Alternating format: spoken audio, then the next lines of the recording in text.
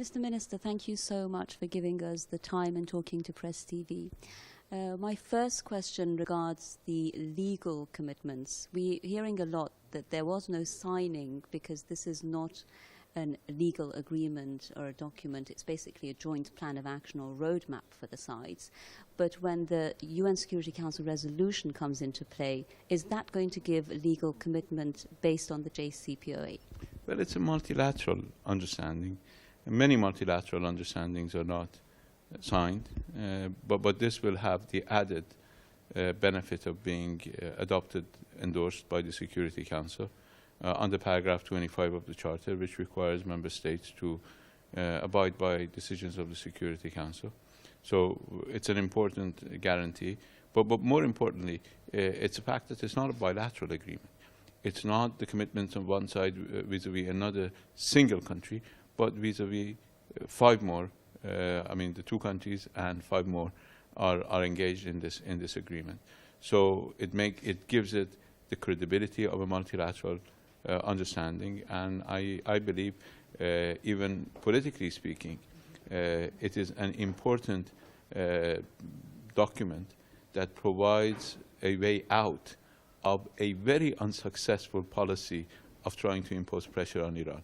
Now that they have found that 30-some years of pressure on Iran didn't work, produced exactly the opposite results, and 2 years of negotiations in respect for Iran produced exactly the opposite and could lead to an agreement, I believe it would be irrational for them to lose this opportunity to start a new and different type of engagement. And correct me if I'm wrong, the resolution that's going to be issued will include the JCPOA as an attachment? Yes. Yes, JCPOA will be an attachment to the resolution, and it will call for its implementation. So that means that because it is an attachment to that resolution, then it gives it a legal basis for the sides? Well, the difficulty of negotiating and discussing legal basis is an issue. But I think, politically speaking, as well as legally speaking, this is going to be a binding document that is endorsed by the Security Council. And as I said, it's only rational to abide by it. So if there is violation in the resolution, how will that affect the JCPOA or vice versa? Well, violation of the resolution is not a violation of JCPOA, but violation of JCPOA is a violation of the resolution. And it will have its implications. Violations of the JCPOA has a specific mechanism for resolution, and if those mechanisms fail, which require some consultation, even advisory opinion from a panel of respected individuals, then the two sides to the dispute can consider that as ground to cease performance. And we're hearing a lot about duration. I remember when the previous Lausanne parameters was agreed upon, there were different fact sheets. Can you tell us for certain what was agreed upon here in Vienna, the durations for different parts? I hear it starts from 8 years, it goes into 25 years. Is that correct? No, the 25 years is no different from what existed in Lausanne. It is about transparency measures.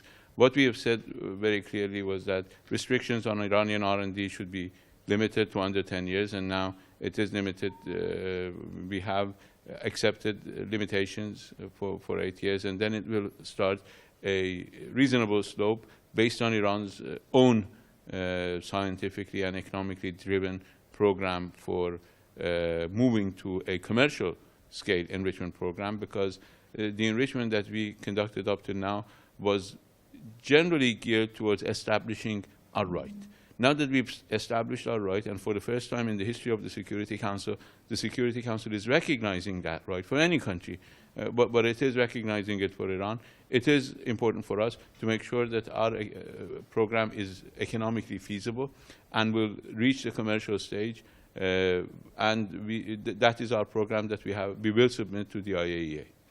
Right, and of course the very controversial issue we were hearing a lot about was the arms embargo.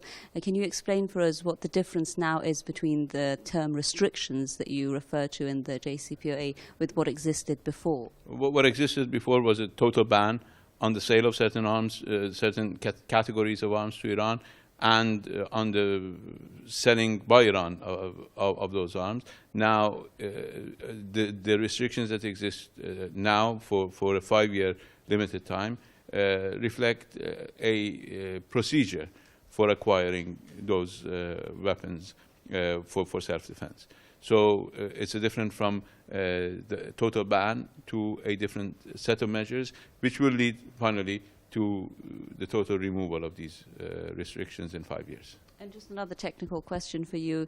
The issue of PMD, is that something that's being dealt with separately from the JCPOA? Well, the resolution of PMD will feed into implementation of JCPOA, but it is an issue that we deal with through the IAEA, and there is an agreement that was signed today between Dr. Salehi and Dr. Amano in order to resolve that issue. And my final question, we heard Ms. Mogherini also mention this, both in an interview that we had with her in her public statement, that this is the beginning of a new chapter in relations. We know you've been discussing nuclear cooperation.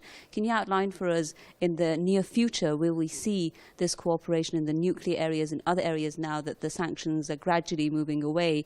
What countries are interested, what countries is Iran interested in when it comes to both nuclear cooperation and other cooperation? Well, sanctions are being lifted not gradually but immediately upon signing. All economic and financial sanctions are lifted.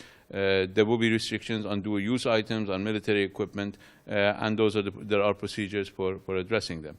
But there are already projects that we have agreed, including the reconstruction of the heavy water reactor in Iraq, with the cooperation of P5+1, with Iran as the owner and the manager of the operation, but with others' cooperation. We have agreed on cooperation in the area of advanced fuel. We have agreed cooperation in light water reactor, in power reactors, in nuclear medicine, in all sorts of areas of technology. But there are other areas for possible cooperation in trade, finance, other possibilities, and in dealing with common challenges, including challenges that threaten our region and beyond, like extremism, Daesh, and similar challenges. Well, thank you very much, Mr. Minister, for your time. Thank you.